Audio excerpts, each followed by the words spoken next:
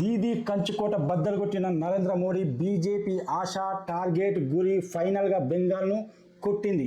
టీఎంసీని నెట్టింది. మమత అందరికీ టాటా చెప్తుంటే బీజేపీ మమతకే టాటా అని చెప్పింది. 2011లో 0 సీట్స్ అనేవి బీజేపీకి రావడం జరిగింది.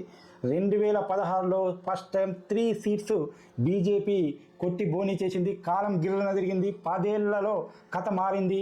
ఏకంగా అధికారం స్వాధీనం చేసుకుంది. దాదాపు 200 సీట్లు సాధించి 294 సీట్లలో 200 సీట్ల దగ్గరగా సాధించి బీజేపీ గవర్నమెంట్ ఫామ్ చేయబోతుంది.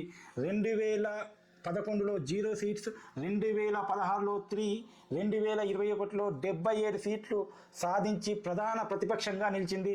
2026లో అధికారం చేజిక్కించుకుంది. దాదాపు 200 సీట్లు సాధించి.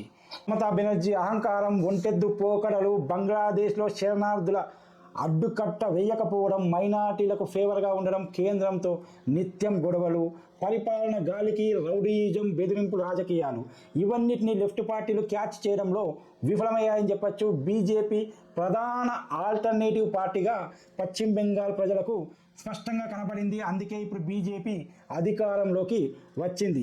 కాంగ్రెస్ పతనం మాత్రం అలాగే కొనసాగుతుంది. ఏదేమైనా అస్సాంలో తప్ప మిగతా అన్ని స్టేట్లలో అధికార మార్పిడి అనేది జరిగింది.